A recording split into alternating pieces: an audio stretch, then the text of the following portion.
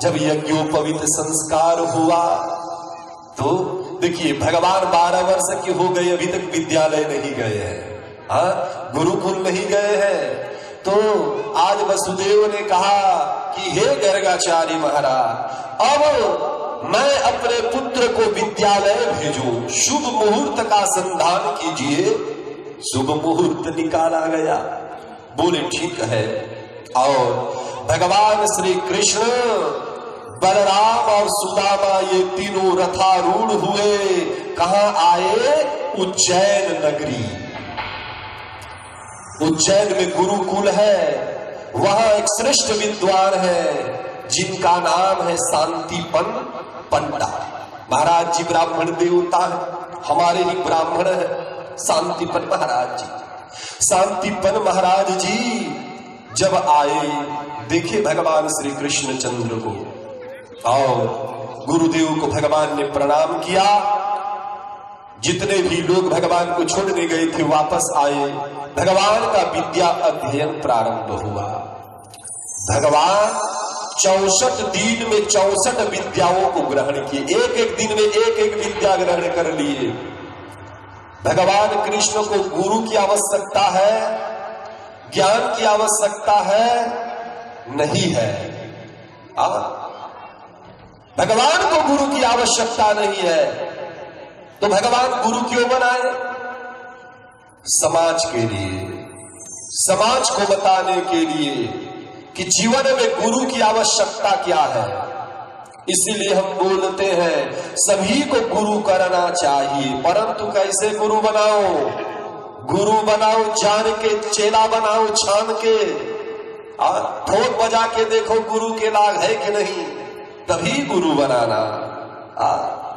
ऐसे ही लोभी लालची लोगों को गुरु बनाओगे तो हमारे गुरु महाराज कहते थे क्या? अरे लोभी गुरु लालची चेला, नरक में होय ठेलम ठेला। यमराज परेशान है ऐसे गुरु चेला से, लात मार के पृथ्वी में भेज दिए जाओ, यही के लायक हो। और यहाँ चंदन तिलक लगाए हुए गुरुओं की कमी नहीं है। तो गुरु का अर्थ क्या होता है? जो अंधकार से प्रकाश की ओर ले आए, अज्ञान से ज्ञान की ओर ले आए, जो संसार से परमार्थ की ओर ले जाए, उसी का नाम गुरु है। उसी का नाम गुरु है। आज भगवान श्री कृष्ण चंद्र 64 दिन में 64 विद्या को ग्रहण किए और भगवान का जब संपूर्ण भगवान को ज्ञान उपदेश आदि श्रवण कराए, श्रवण करते करते मध्य दिवस हुआ और एक समय भगवान श्री कृष्ण के पास शांतिपन गुरुजी आए। गुरुजी ने कहा कि तुम जाओ गुरु मां के पास, कोई ईंधन का सामग्री वगैरह आवश्यक चीज होगा तो ले आना। भगवान कृष्ण सुदामा दोनों आज गुरु मां के पास आए। गुरु मां से बोले हे गुरु मां कुछ चाहिए तो बताओ। तो गुरु मां ने कहा बेटा कृष्ण तुम जाओ कुछ लकड़ी तोड़ करके ले आओ, सूखे पड़े हुए जो लकड़ी रहता है जंगल से उसको ले आना, और साथ में चना। ध्यान से सुनिए, बोलो वृंदावन बिहारी लाल की। साथ में कुछ चना दिए। सुदामा और कृष्ण दोनों को बोले भूख लगे बेटा खा लेना, ज्यादा विलंब मत करना, संध्या अस्त सूर्य अस्त से पूर्व आ जाना आश्रम में। भगवान कृष्ण और सुदामा चना को पकड़े हैं। दोनों मित्र आज जंगल में लकड़ी एकत्रित कर रहे और लकड़ी एकत्रित करते करते संध्या कालीन हुआ। अचानक बादल गरजने लगा, बारिश होने लगी। भगवान कृष्ण भीग गए, सुदामा भीग गए, लकड़ी भीग गए और भीगने के कारण बस उनको ठंड आने लगा, शरीर में शरीर कांपने लगा। सुदामा एक वृक्ष के ऊपर में चढ़ गया, भगवान कृष्ण दूसरे वृक्ष में चढ़ गए। रात्रि पर्यंत कृष्ण बलराम भीगते रहे वृक्ष में। चना को सुदामा पकड़ा है। रात्रि हुआ, सुदामा को भूख लगने लगी। सुदामा ने विचार किया, गुरु मां ने चना दिए हैं, खा लूं क्या? फिर विचार किए, मेरा अकेले का नहीं, मेरे मित्र का भी है आधा, परंतु एक आध चख लेने में क्या दोष है, सभी को तो नहीं खा रहा। भगवान कृष्ण जान गए। भगवान कृष्ण बोले, हे सखा, चना को अकेले मत खाना, हमारा भी उसमें आधा भाग है। सुदामा बोले, ठीक है, जानता हूं, नहीं खा रहा, मैं अपने वाला भाग खा रहा हूं, तुम्हारा वाला भाग है। चखते चखते सुदामा सभी चना को खा गए और बारिश विश्राम हुआ। भगवान कृष्ण आज सुदामा दोनों एकत्रित हुए। भगवान कृष्ण ने पूछा, सखा चना कहाँ है? सुदामा बोले, हे मित्र, ठंड के कारण शरीर कांप रहा था, इसीलिए और भूख भी लग रही थी, तो हमने सभी चना खा लिए। भगवान कृष्ण बोले, कोई बात नहीं। अब भगवान कृष्ण और सुदामा दोनों गुरु मां के पास आए, जो काफी समय से इंतजार कर रही थी। आए और गुरु मां ने कहा कि हे पुत्र, हम जो चना दिए थे उसको खाए कि नहीं खाए? कृष्ण ने कहा, अकेले सुदामा खा गया। इस बात को सुन करके गुरु मां के हृदय में क्रोध जागृत हुआ और बोला, हे सुदामा, तुमने अकेले चना खा गए, तुमने कृष्ण को नहीं दिया। कृष्ण अकेले बिना भोजन किए, बिना खाए पिए जल में भीगता रहा, तुम अकेले चना खा गए, इसलिए जाओ, मेरा श्राप है, तुम निर्धन हो जाओ, दरिद्र हो जाओ।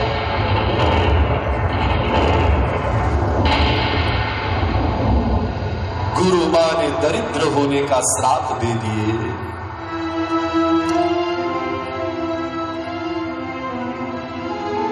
सुदामा महाराज दुखी हुए।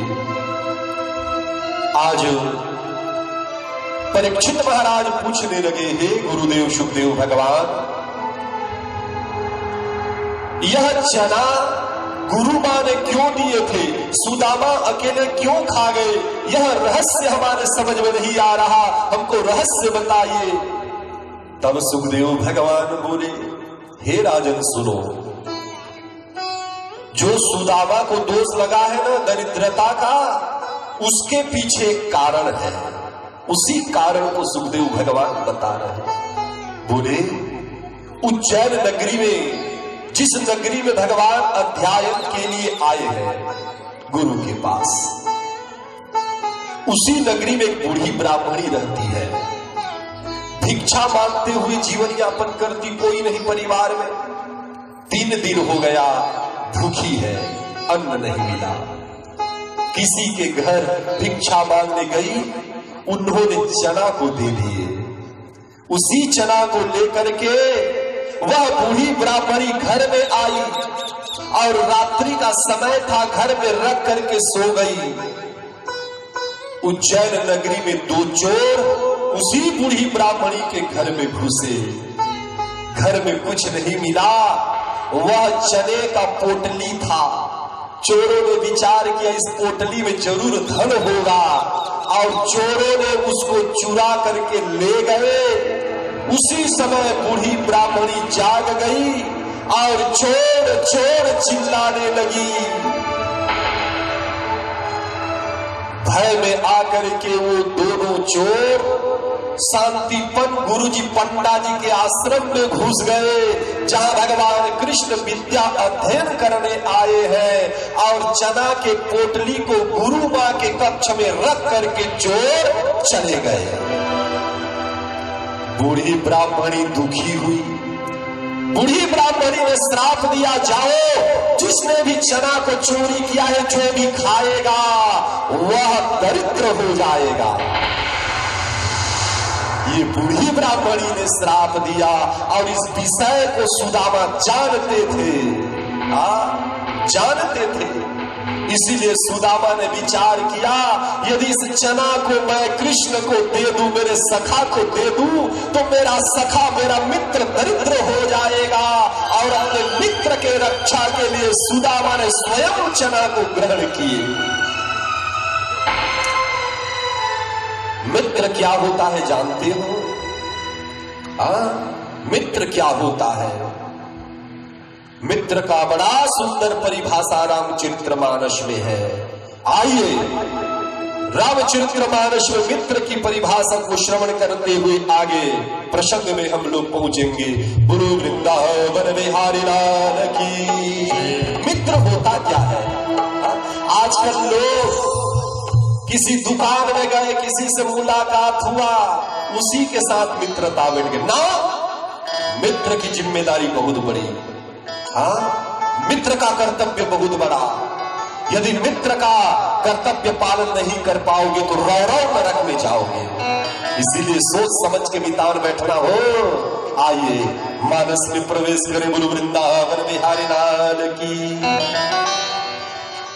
जैन मित्र दुख होई तुम्हारी, तिनहि बिनु कत पात तुम्हारी। श्री राम जय राम जय जय राम, श्री राम जय राम जय जय राम। जो मित्र बैठते हैं, मित्र कैसे बैठना चाहिए? मित्र का दुख रज मेरु समाना। आपके ऊपर पहाड़ के समान दुख पड़ा है, आपके मित्र के ऊपर रूई के समान छोटा दुख है। आप अपना दुख भूल जाओ, मित्र का सहायता करो। वही मित्र की पहचान है।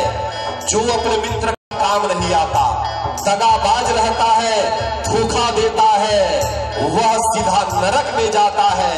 इसीलिए मितान बैठो सोच समझ के।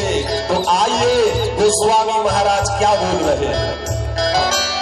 जैन मित्र दुख होई तुम्हारी, तिनहि बिनु कत पात तुम्हारी। श्री राम जय राम जय जय राम, श्री राम जय राम जय जय राम। कि जैन मित्र दुख होई दुखारी,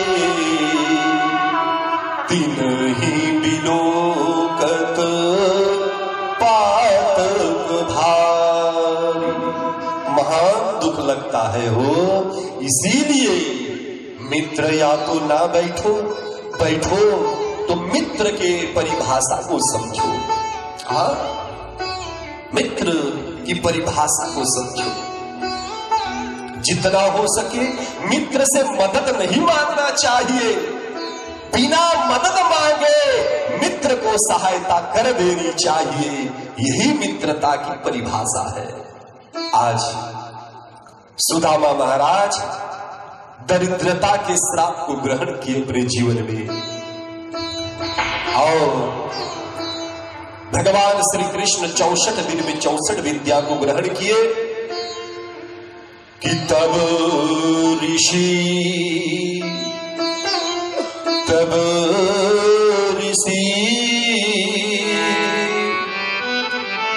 निज नाथ ही चिन्हे, विद्या निधि को विद्या देनी।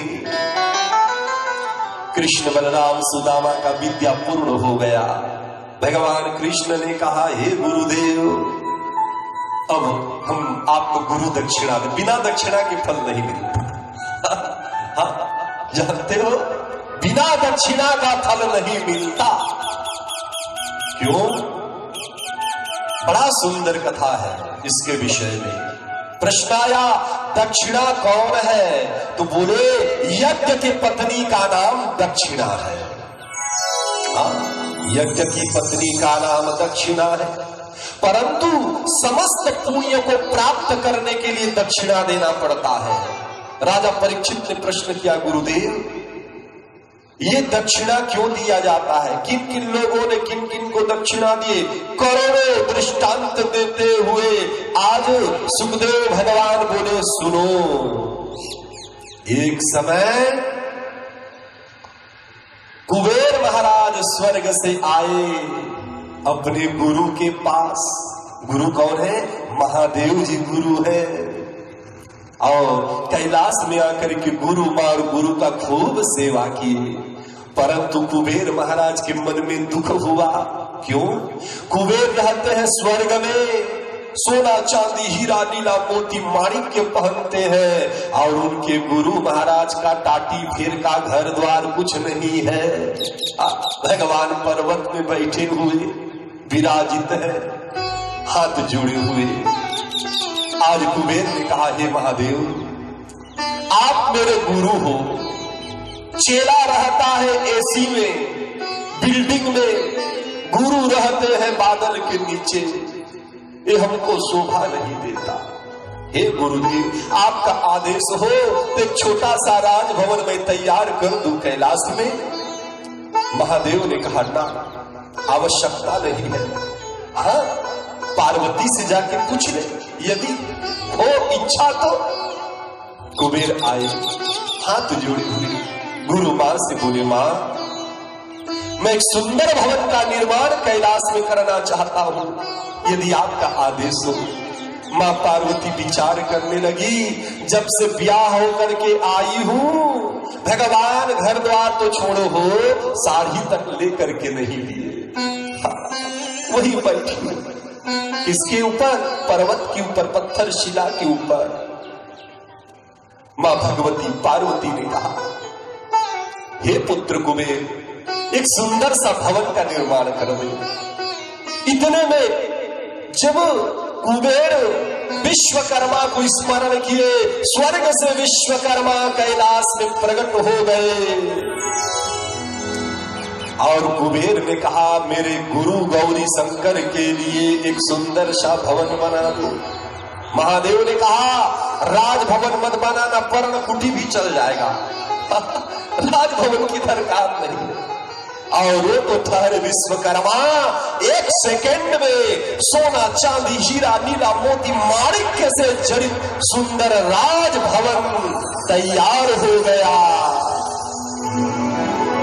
विश्वकर्मा गौरी शंकर को प्रणाम के स्वर्ग चले गए, कुबेर महाराज प्रणाम के स्वर्ग चले गए। भगवान महादेव ने विचार किया, नया घर है, प्रतिष्ठा करना जरूरी है। बिना प्रतिष्ठा के नया घर में प्रवेश नहीं होता। तो उस समय चारों वेद के ज्ञाता कौन थे? भगवान शिव शंकर के एक चेला, नाम है रावण। विद्वान ब्राह्मण था रावण, चारों वेदों का ज्ञाता था रावण, विश्रवा के पुत्र पुलस्त के नाती है रावण।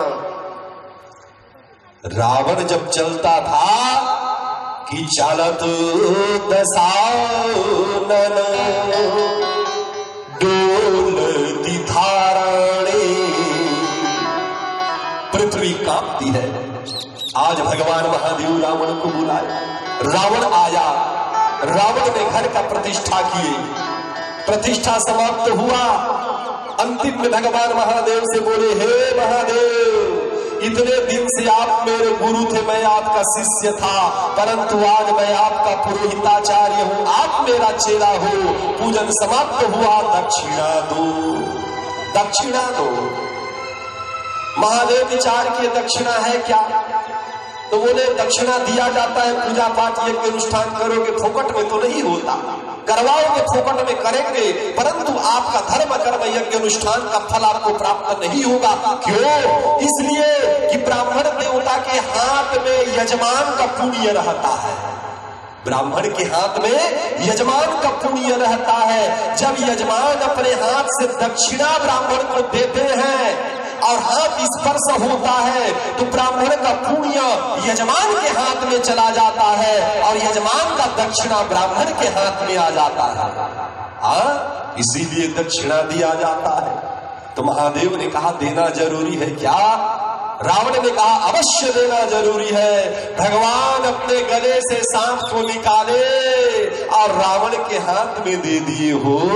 रावण ने कहा प्रभु इसका मैं क्या करूंगा, इसका क्या करूंगा? तो महादेव ने कहा क्या चाहिए? बोले एक वरदान दे दो, मैं जो चाहूं दक्षिणा वो देना पड़ेगा आपको। महादेव जी बोले ठीक है क्या चाहते हो मांगो। तो रावण ने कहा हे गुरुदेव, जिस मकान को मैंने प्रतिष्ठा किया है सोने चांदी हीरा नीला मोती माणिक्य का, उसको मुझे दक्षिणा में दे दो। जिस मकान को मैं प्रतिष्ठा किया हूं उसको आप दक्षिणा में दे दो। महादेव ने कहा तथास्तु, जा ले जा। और रावण पुष्प विमान में उस मकान को लादे हुए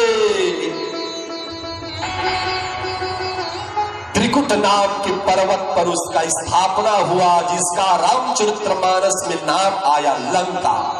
ये वही लंका है वो जहां रावण रहता था। आज भगवान कृष्ण अपने गुरु के पास आए, बोले हे गुरुदेव मैं आपको दक्षिणा देना चाहता हूँ। गुरुदेव ने कहा मुझे कुछ नहीं चाहिए, तुम्हारे समान मुझे शिष्य मिला है, मैं अमर हो गया, धन्य हो गया। साक्षात भगवान मेरे चेला शिष्य बने हैं, इससे मैं गौरवान्वित हो गया। इससे बड़ा दक्षिणा क्या चाहिए? संसार मुझे हमेशा तुम्हारे गुरु के नाम से याद करेगा। परंतु बेटा जा अपने गुरु माँ के पास जा, उसको पूछ ले उसको क्या चाहिए, विदा मांग करके तुम लोग चले जाना। और भगवान कृष्ण गुरु माँ के पास आए, हाथ जोड़े हुए माँ से बोले माँ अब हम लोग जा रहे। माँ फूट फूट करके रोने लगी। गुरु माँ रो रही है और रोते रोते भगवान कृष्ण से बोले कान्हा तू मुझे छोड़ के जा रहा है। बेटा यदि मेरा बेटा जिंदा होता तो तुम्हारे समान ही होता। पूर्व काल में तुम्हारे गुरु और मैं मथुरा मेला देखने के लिए गए थे। आते समय यमुना के जल में मेरा पुत्र गिर गया और न जाने कहां चला गया, आज तक नहीं मिला। बेटा तू जाना चाहता है ना, तू गुरु दक्षिणा मुझे नहीं देगा? भगवान कृष्ण बोले इसीलिए तो आया हूं मां, मां क्या चाहती है? गुरु मां ने कहा मेरे पुत्र को वापस ला दे। मेरा पुत्र जो मर गया है, यमुना के जल में डूब गया है, उसको तू वापस ला दे, यही गुरु दक्षिणा है। और भगवान श्री कृष्ण आज बलराम जी को लेकर के रथ में बैठ करके मथुरा के यमुना के तट पर पहुंचे और सागर देवता से बोले हे समुद्र देवता प्रकट हो। और हाथ जोड़े हुए समुद्र देवता प्रकट हो गए। बोलो वृंदावन बिहारी लाल की जय। प्रकट हो गए और समुद्र देवता ने कहा कि हे भगवान क्या आदेश है मांगिए। भगवान बोले मेरे गुरु का पुत्र आपके अंदर में है, उसको बाहर निकालो।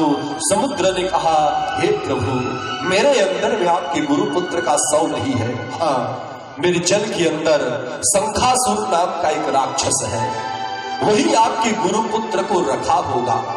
भगवान समुद्र के अंदर में गए, शंखासुर के साथ में युद्ध हुआ, शंखासुर को मारे।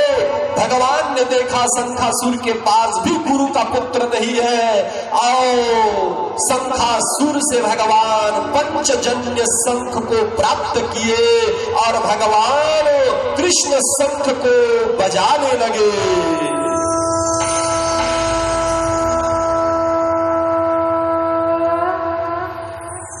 भगवान श्री कृष्ण शंख को बजाते बजाते आज यमलोक आए। यमराज के दूतों ने भगवान को रोका।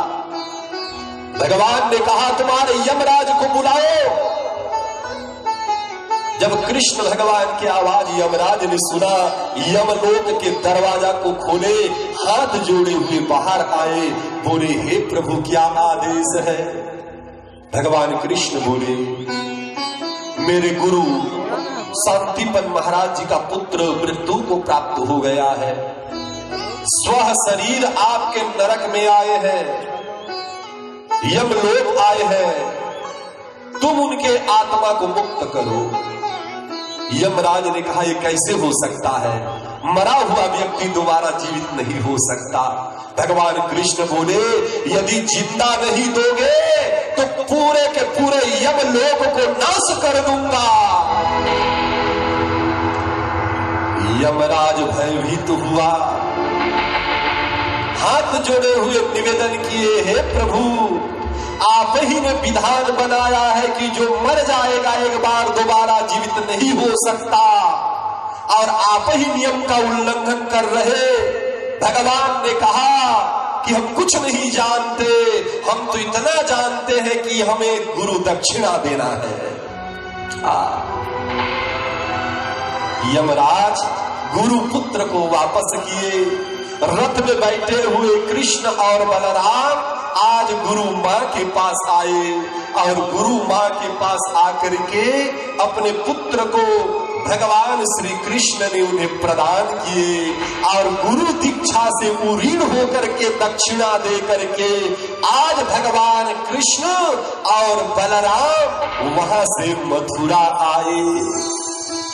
सुदामा वहीं से वापस ब्रजधाम चला गया दीक्षा के पश्चात। इधर मथुरा में भगवान विराजित है, अनेक अपने भक्तों को सुख प्रदान किए, और सभी देवता मिलकर के भगवान का जय जयकार कर रहे। आइए हम सभी भी भगवान कृष्णचंद्र का जय जयकार करें, जिन्होंने अपने गुरु को गुरु दक्षिणा के लिए उनके मरे हुए पुत्रों को भी जीवित प्रदान किया। गुरु वृंदावन बिहारी लाल की।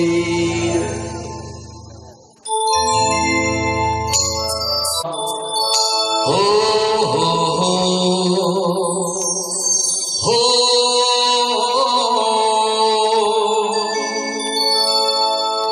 तार जुड़े जो दर से तेरे टूटे ना,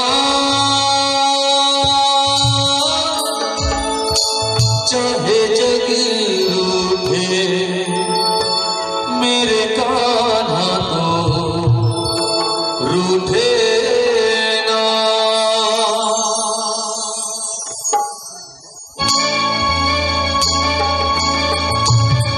जय श्री राधे तालियों के साथ।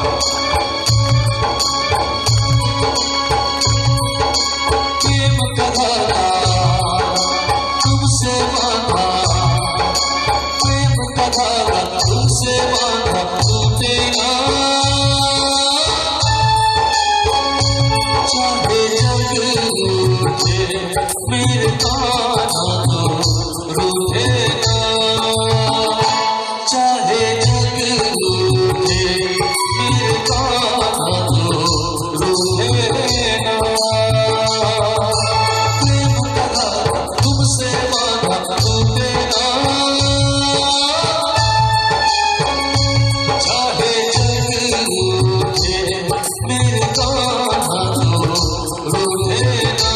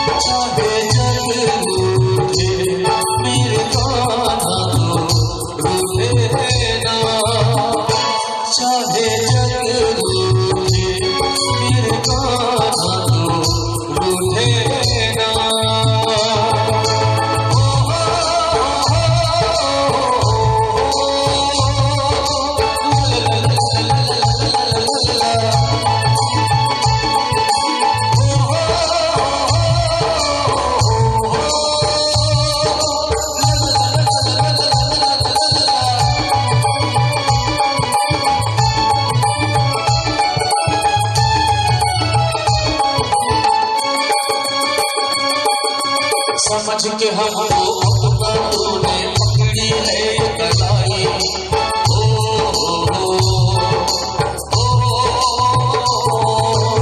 अपना मुझे समझ के तूने पकड़ी है कलाई।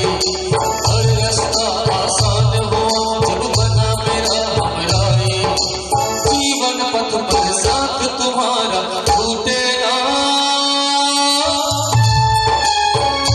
चाहे जग रूठे मेरे कान्हा रूठे ना, चाहे जग रूठे मेरे कान्हा रूठे ना। प्रेम का धागा तुमसे बांधा टूटे ना, चाहे जग रूठे मेरे कान्हा रूठे ना, चाहे जग रूठे मेरे कान्हा रूठे ना, चाहे जग रूठे मेरे कान्हा रूठे ना, चाहे जग रूठे मेरे कान्हा रूठे ना। जय जय श्री राधे, जय जय श्री राधे, जय जय श्री राधे। बोलिए वृंदावन बिहारी लाल रमण भगवान की जय। भगवान मथुरा वापस आए और एक समय उद्धव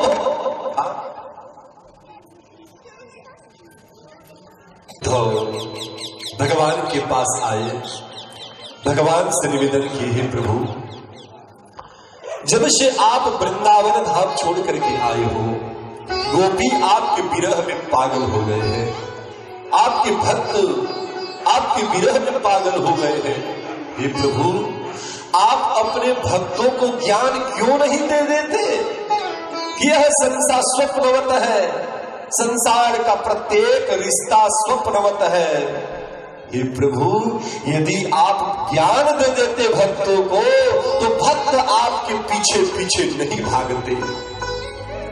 भगवान कृष्ण ने कहा, हे उद्धव, तुम तो महान ज्ञानी हो, हाँ, और तुम जाओ वृंदावन ब्रजधाम और गोपियों को समझाना, उनको ज्ञान देना।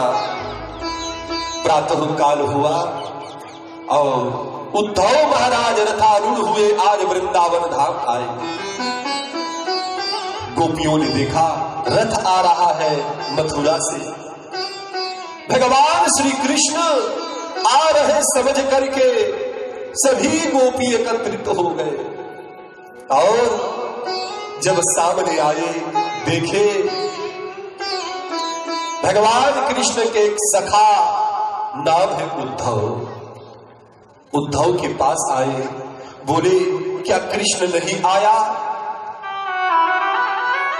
उद्धव ने कहा, हे गोपियों, इसीलिए तो मैं आया हूं, कृष्ण ने मुझे भेजा है। बोले, क्या बोल रहा है, हमें याद तो करता है ना? उद्धव बोले, हे गोपिकाओं, यह संसार नश्वर है, नाशवान है, संसार का भी नाश होता है, देह का भी नाश होता है। इसलिए तुम कृष्ण को भजने से, दर्शन से भगवान का चिंतन करो, नाम का आश्रय लो। जब इस प्रकार का ज्ञान देने लगे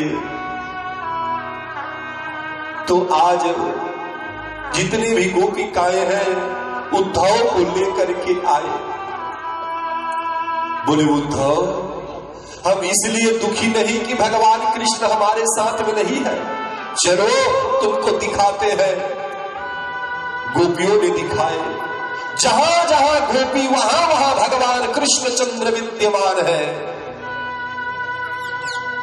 उद्धव का ज्ञान धरा का धरा रह गया, समझा नहीं पाए गोपियों के विरह और प्रेम और उनके भक्ति को। उद्धव महाराज प्रणाम किए और वहां से आए मथुरा धाम। भगवान कृष्ण को रोते रोते हुए बोले, हे प्रभु, धन्य है आपको, आपके भक्तों को। कहते हुए उद्धव महाराज आज चले गए।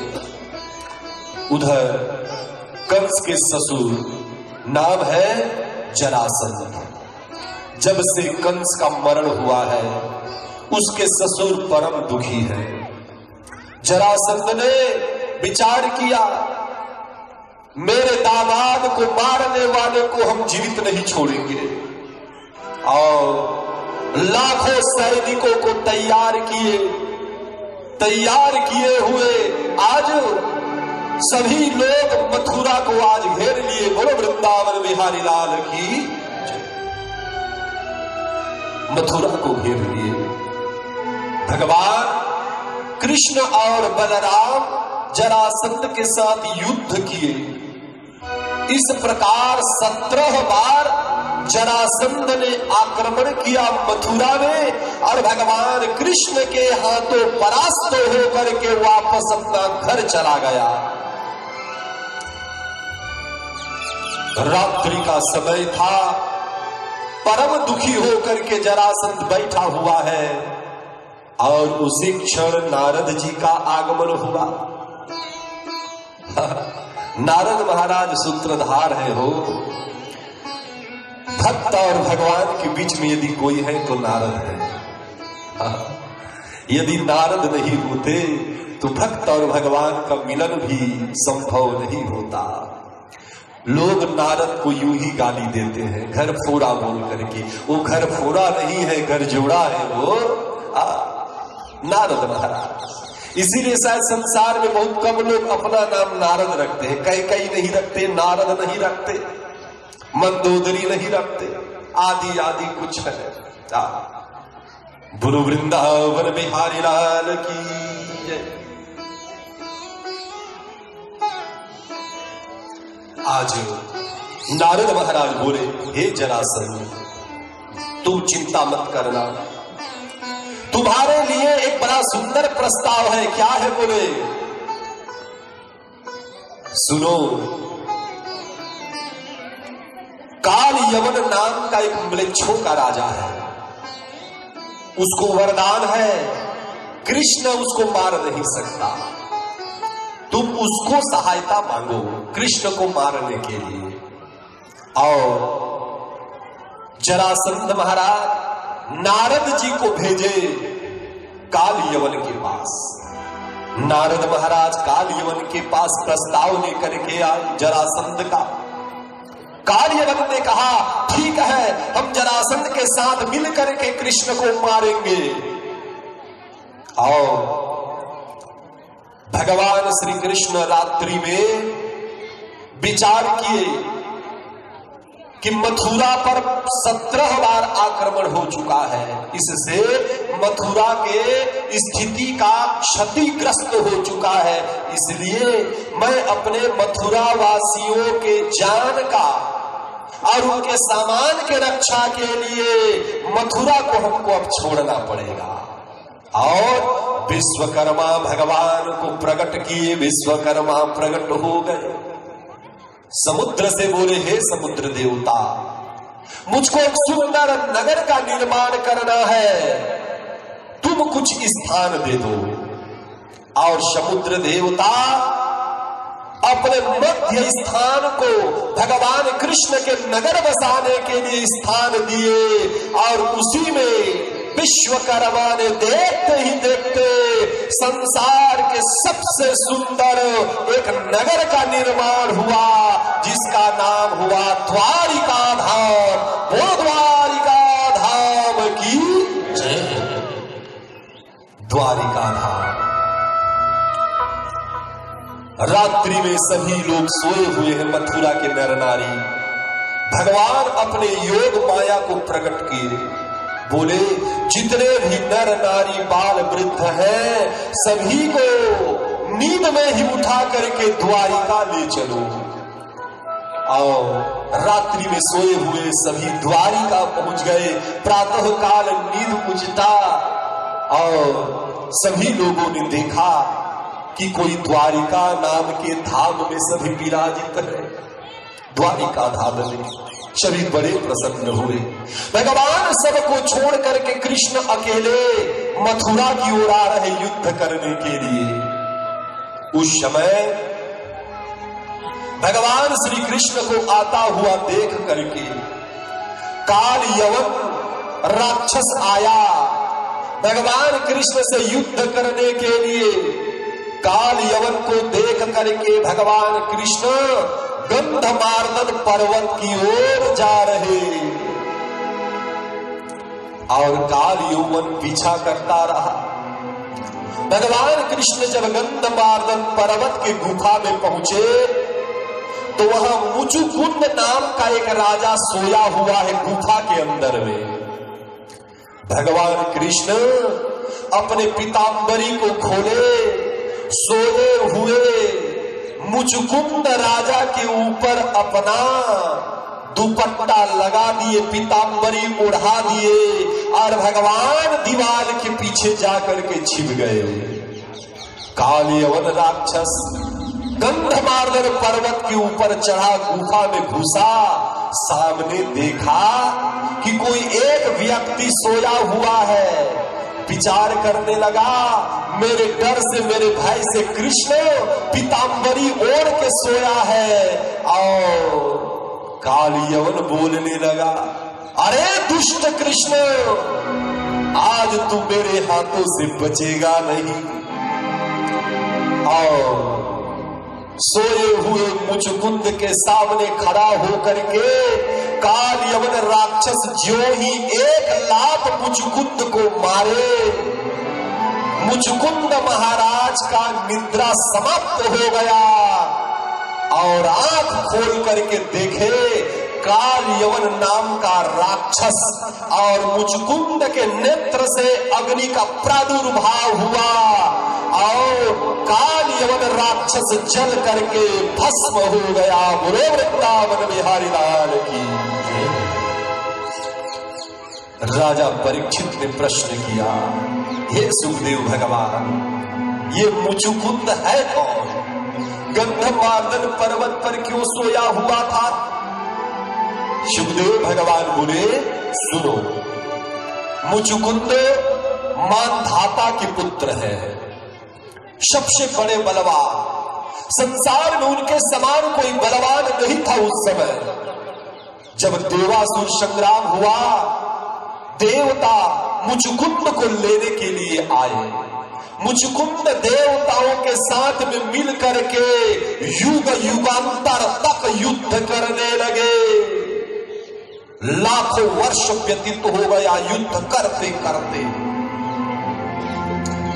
चाहे रात हो चाहे दिन हो, बिना खाए पिए बिना सोए मुचुकुंद महाराज युद्ध किए और युद्ध चलता रहा। उसी समय भगवान महादेव के पुत्र स्वामी कार्तिकेश्वर का स्वर्ग में आगमन हुआ। इंद्र ने कहा, हे मुचुकुंद राजा, लाखों वर्ष हो गया आप नहीं खाए हो, नहीं सोए हो, बिना विश्राम किए युद्ध कर रहे हो। अब भगवान महादेव के पुत्र कार्तिकेश्वर आ गए हैं, अब जाइए, आप अपने घर वापस जाइए। जाते जाते कोई एक वरदान हमसे मांग लीजिए। मुचुकुंद ने कहा, हे देवराज इंद्र, मैं लाखों वर्षों से सोया नहीं हूं, इसलिए मैं सोना चाहता हूं। यदि कोई मुझे जगाए, डिस्टर्ब करे और जैसे ही मेरा प्रथम दृष्टि उसके ऊपर पड़े वह जल करके भस्म हो जाए, वरदान दो। और इंद्र ने कहा, तथास्तु। इंद्र ने कहा, आप जाइए, गंधमार्दन पर्वत पर सो जाइए, जो आपको जगाएगा जल करके भस्म हो जाएगा। भगवान कृष्ण तो जानते थे, भगवान कृष्ण जानते थे। इसीलिए भगवान कृष्ण आज मुचकुंद को अपना पीतांबर उड़ा करके भगवान छिप गए। काल यवन जो ही लात मारा, नेत्र खुला जल करके भस्म हो गए। बोलो आनंद कंद भगवान की।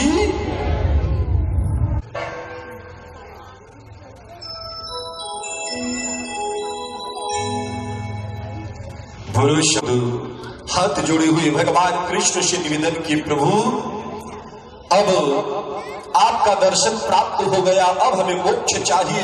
भगवान कृष्ण बोले तुम जाओ बद्रीनाथ धाम, और बद्रीनाथ धाम जाकर के वहां तप करते हुए मोक्ष को प्राप्त हो जाओ। और मुचकुंद चले गए कहा? बद्रीनाथ धाम। और भगवान आए द्वारिका धाम। द्वारिका धाम की शोभा बड़ी ही निराली है, मैं क्या वर्णन करूं। सुखदेव भगवान वर्णन कर रहे हैं, द्वारिका धाम में कोई रोगी नहीं, कोई दुखी नहीं, कोई दरिद्री नहीं। द्वारिका की शोभा बड़ी ही निराली है, और चारों धामों में श्रेष्ठ द्वारिका धाम है, जिनका सुखदेव भगवान वर्णन कर रहे। भगवान सुखदेव महाराज बोले, हे राजन, द्वारिका में सभी प्रजा सुखी है। और आज राजा परीक्षित ने प्रश्न किया, प्रभु संसार में हम आए हैं, हम सभी को जाना पड़ेगा, परंतु मैं ये जानना चाहता हूं कि ये संसार कैसा है, यहाँ के लोग कैसे हैं। और सुखदेव भगवान बड़ा सुंदर वाणी दिव्य ज्ञान आज राजा परीक्षित को दे रहे। बोले, हे राजन परीक्षित, सावधान होकर के सुनो, मैं तुम्हें वह ज्ञान दे रहा हूं जिसको प्राप्त करने के पश्चात तुम्हारे हृदय में वैराग्य उपज जाएगा। बोलो वृंदावन बिहारी लाल की जय।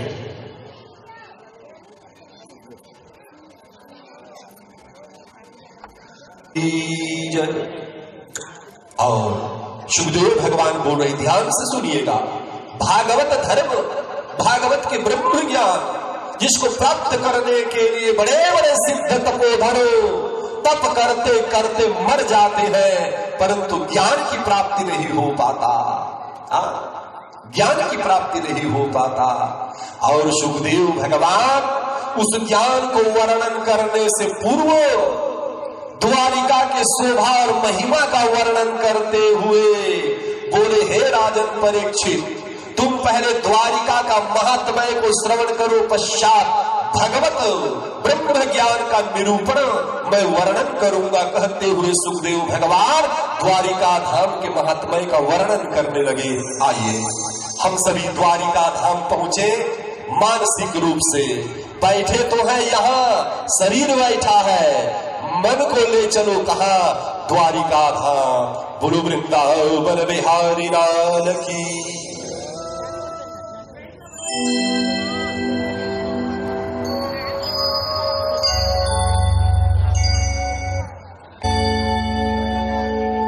तेरी छाया में, तेरे चरणों में मगन हो बैठूं, तेरे भक्तों में, तेरे दरबार में कहाँ तालियों के साथ मिलती है, जिंदगी मिलती है, रोतों को हंसी मिलती है।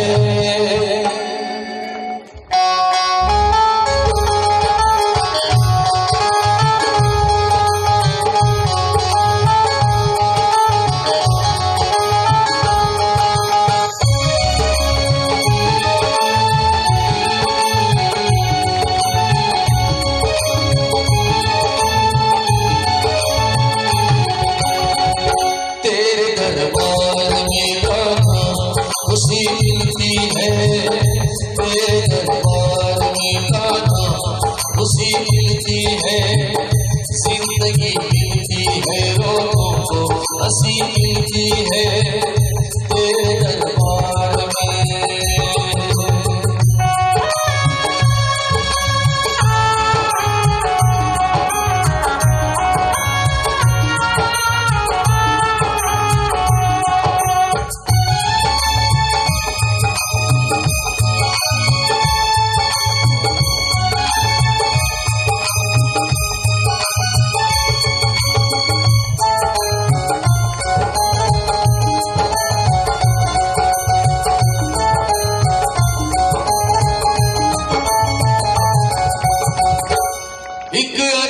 मस्ती तन में छाती है, एक अजब सी मस्ती तन में छाती है।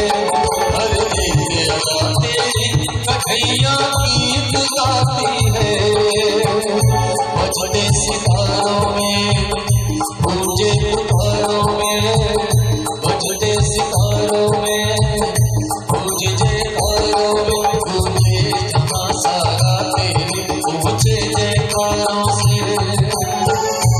ओ मस्ती में झूमे ये कदम झूमे, तेरे दरबार में दुनिया की झूमे।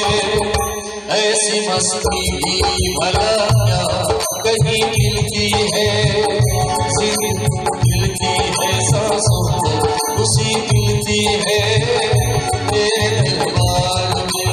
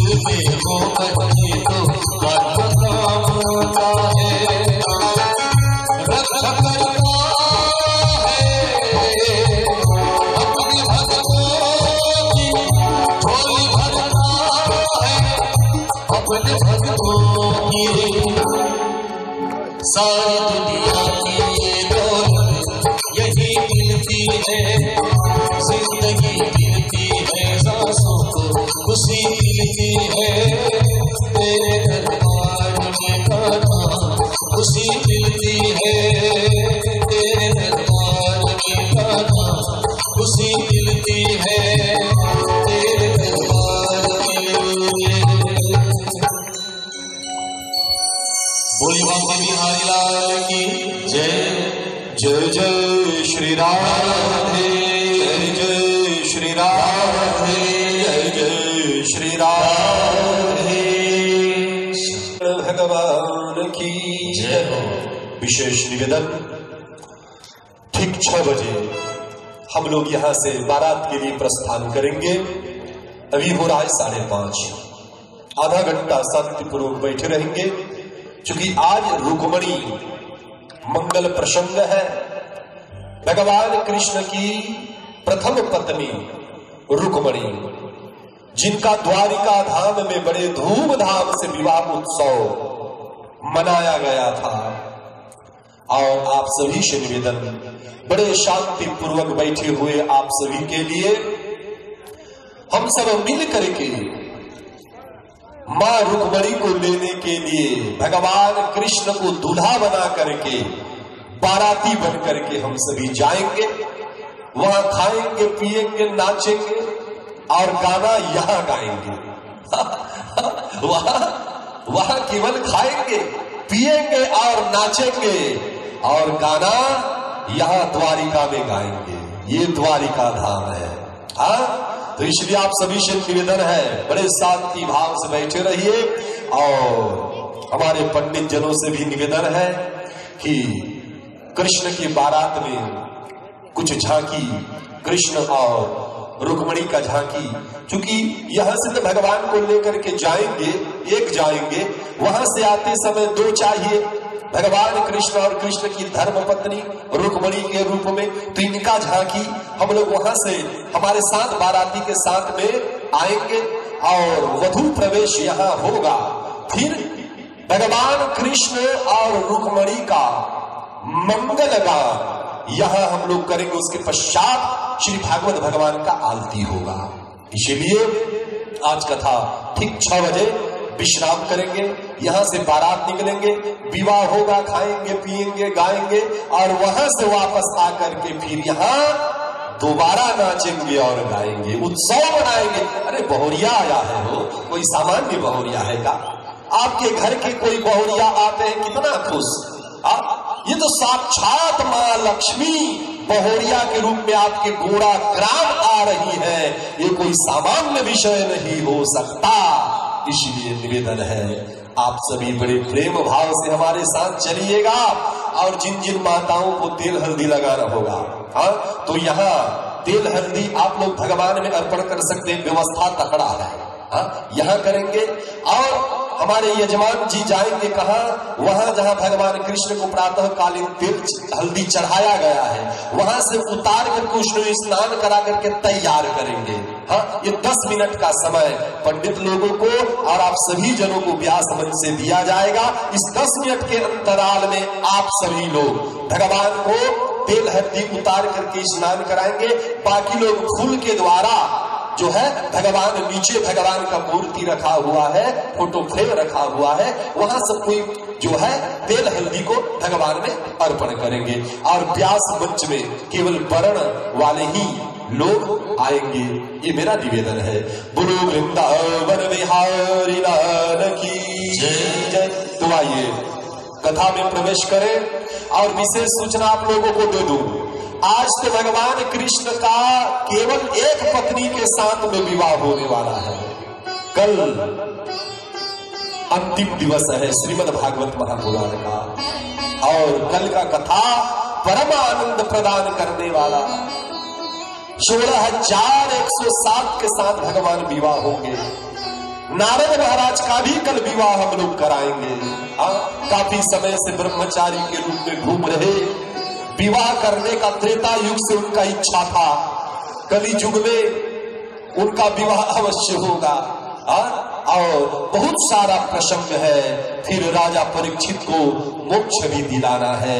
किस प्रकार राजा परीक्षित को सर्प डसेगा, किस प्रकार राजा परीक्षित को मोक्ष प्राप्त होगा, ये सब अद्भुत अद्भुत चरित्र।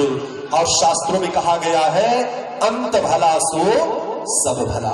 यदि आज तक आप लोग आकर के श्रीमद् भागवत नहीं सुन पाए, कोई बात नहीं, कल अंतिम दिवस में आइए।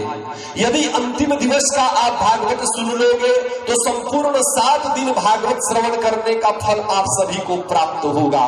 इसलिए निवेदन है आज का कार्यक्रम ठीक 6 बजे विश्राम होगा, बाराती चलेंगे और कल सभी लोग ठीक 2 बजे आ जाना।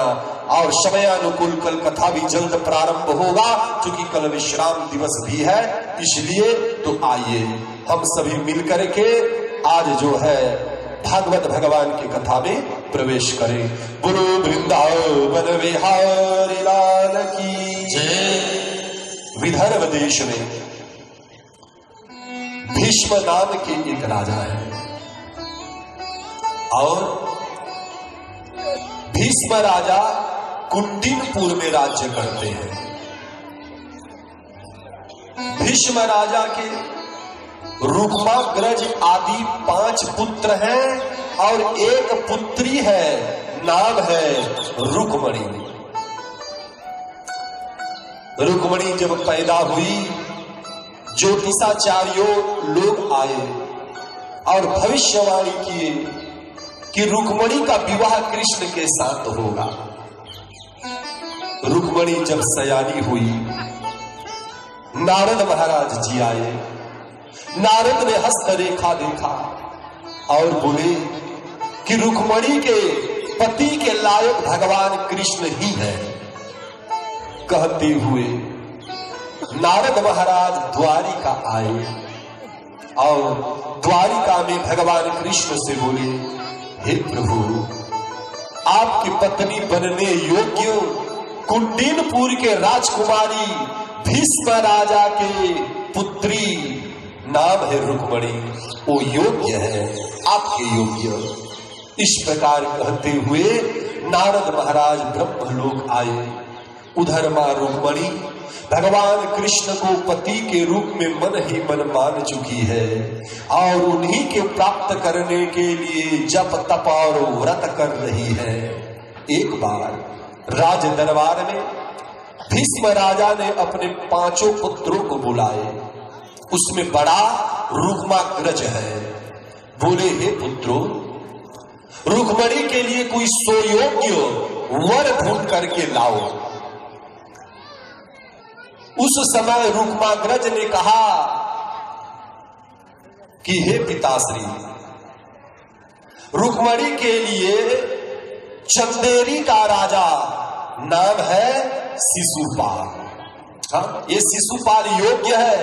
शिशुपाल कौन है? भगवान कृष्ण के जानते हो, बुआ का लड़का। हाँ? और पूर्व काल में हम लोग कथा सुने हैं किनका, कि विप्र श्रापते दोनों भाई, तामस असुर देह तीन पाई। पूर्व काल में जय विजय को श्राप मिला था। जय और विजय को श्राप मिला था। कौन सा श्राप था? तो बोले, जय और विजय को श्राप मिला 3 जन्म राक्षस बनने का। किनको किनको याद है? जय विजय को श्राप मिला था 3 जन्म होने का। हिरण्यकश्यप हिरण्याक्ष बने, 1 जन्म खत्म। नरसिंह भगवान और बारह ने उनको मारे। फिर जय विजय का दोबारा जन्म हुआ रावण कुंभकर्ण के रूप में। भगवान राम उसको मारे, 2 जन्म समाप्त हुआ। तीसरा जन्म में शिशुपाल और दंतवक्त्र बन करके पैदा हुए हैं। हाँ, ये कौन है? ये जय और विजय है। तो आइए पुनः एक बार याद को ताजा कर ले कि जय और विजय को क्या श्राप मिला था। गुरु वृंदावन बिहारी लाल की द्वारपाल हरि के प्रिय जय और विजय जन सब को। श्री राम जय राम जय जय राम, श्री राम जय राम जय जय राम। भगवान विष्णु के द्वार में रहते हैं द्वारपाल जय और विजय। सनत सनातन सनंदन सनत कुमार ऋषि चारों दर्शन को आए। जय विजय ने जाने नहीं दिया। चारों ऋषि को क्रोध आया और चारों ऋषियों ने श्राप दिया। क्या श्राप दिए? आइए, बड़ा सुंदर भाव। विप्र श्राप तेरे को भाई, तामस असुर देह तीन पाई। श्री राम जय राम जय जय राम, श्री राम जय राम जय जय राम। कि विप्र श्राप दोनों भाई, तामस असुर देह तीन पाई। ये वही शिशुपाल और दंतवक्त्र है जो भगवान विष्णु के पार्षद जय और विजय है। श्राप के कारण वह राक्षस हो गए, भगवान को नहीं पहचान रहे। रुक्माग्रज ने कहा, शिशुपाल रुक्मणी मेरी बहन के योग्य है, आमंत्रण भेजे। जरासंध, दंतवक्त्र, शिशुपाल, इन सब के पास रुक्माग्रज ने निमंत्रण दिए और रुक्मणी के पिता भीष्म नहीं चाहते कि शिशुपाल उनका दामाद बने, दामाद बने। वो भी चाहते कि कृष्ण के साथ विवाह हो जाए। और मां भगवती रुक्मणी आज एक चिट्ठी लिखे और एक ब्राह्मण देवता को बुलाए। ब्राह्मण देवता से बोले, हे ब्राह्मण देवता, यह चिट्ठी जाओ, द्वारिका धाम जाना और मेरे प्राणनाथ कृष्ण को देना, बोलना नहीं आओगे तो रुक्मणी जीवित नहीं पाओगे। और ब्राह्मण देवता आए द्वारिका धाम, भगवान ने खूब स्वागत किए और रात्रि ब्राह्मण देवता वही द्वारिका में विश्राम किए। भगवान ने कहा, कल प्रातः हमारे साथ जाना। भगवान चिट्ठी को पढ़े और भगवान आज प्रातः कालीन ब्राह्मण देवता को रथ में बैठे हुए भगवान कृष्ण अकेले ब्राह्मण देवता के साथ आज कुंडीनपुर को आए और विवाह का आयोजन चल रहा है। उस चिट्ठी में लिखा हुआ था, हे कृष्ण कन्हैया, हे प्राणनाथ, यदि आप नहीं आओगे तो मुझे जीवित नहीं पाओगे और मैं कल प्रातः काल ही मां भगवती गिरिजा के मंदिर जाऊंगी पूजन करने के लिए, और तुम आना और वहीं से मुझे लेकर के चले जाना। भगवान कृष्ण आज कुंडीनपुर आए, ब्राह्मण देवता उतरे, मां रुक्मणी के पास गए और कृष्ण का संदेश को सुनाए। उधर भीष्म और उनके जितने भी बेटे हैं सभी ने कृष्ण का स्वागत किया, परंतु शत्रु भाव है किसका? रुक्माग्रज का। रुक्मणी के बड़े भाई कृष्ण को पसंद नहीं करते और आज जरासंध शिशुपाल दंतवक्त्र को बोले कि तैयार रहना, कृष्ण छलिया आया है हमारे घर। प्रातः काल हुआ, मां भगवती रुक्मणी आज गौरी पूजन के लिए मंदिर में गई। मंदिर में और मां भगवती पार्वती को मना रही है कि हे मां, मेरे ऊपर कृपा करो, कृपा करो, मैं जिसको मन मंदिर में बिठा करके रखी हूं वही मेरा सांवरा दूल्हा हो। ऐसे मां भगवती रुक्मणी आज मां भगवती पार्वती को प्रार्थना कर रही। आइए हम सभी मिलकर के मां भगवती दुर्गा पार्वती से प्रार्थना करें कि हे मां, हम सभी का कल्याण करो जिस तरह रुक्मणी का कल्याण किए हो। बोलो जगदम्बा महारानी की जय। जय जय गिरिवर राज किशोर।